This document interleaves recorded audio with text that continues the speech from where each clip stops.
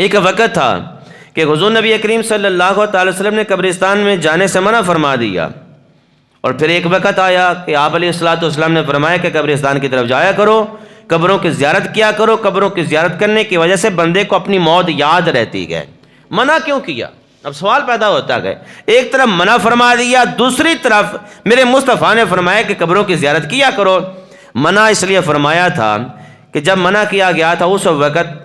کوئی بھی مومن ابھی فوت نہیں ہوا تھا، قبور تھیں لیکن کافروں کی قبریں تھیں، کافروں کی قبروں کو دیکھنے سے منع کیا گیا۔ جب مومن دنیا سے رخصت ہوئے اور مومنوں کی قبور بنی تو میرے مصطفیٰ کریم صلی اللہ تعالی وسلم نے ارشاد فرمایا پہلے منع اس لیے میں نے کیا تھا کہ کوئی مومن فوت نہیں ہوا تھا، ساری کافروں کی قبریں تھیں، کافروں کی قبروں کو دیکھنے سے میں نے منع کر دیا۔ اب ہمارے مومن، ہمارے کلمہ پڑھنے والے، رب کو ماننے والے دنیا سے رخصت ہوئے، ان کی قبور بھی قبرستان کے اندر موجود ہیں، جاؤ ان کی قبروں کی زیارت بھی کرو، ان کے لیے فاتحہ خوانی بھی کرو تاکہ ان کا بھی فائدہ ہو اور قبروں کو دیکھ کر تمہیں بھی اپنی موت یاد رہے،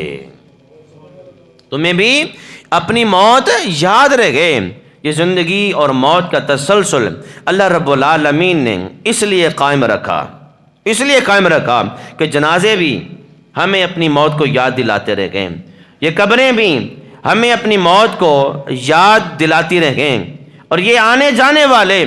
یہ ہمیں اپنی موت کو یاد دلاتے رہیں۔ اگر یہ تسلسل نہ ہوتا، ایک ہی مرتبہ زندگی ملتی اور ایک ہی مرتبہ موت آ جاتی تو یہ چیز ختم ہو جاتی، ڈر خوف ختم ہو جاتا، قبروں کا خوف ختم ہو جاتا، عالم برزخ کا خوف ختم ہو جاتا،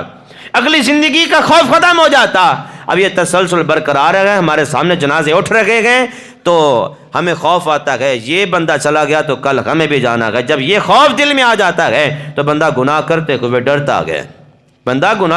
ڈرتا ہے، پھر حضور کی محبت سے اپنے سینے کو منور کر لیتا ہے، رب کے خوف سے وہ لرزہ طاری رہتا ہے کہ نہیں یہ گیا ہے تو مجھے بھی جانا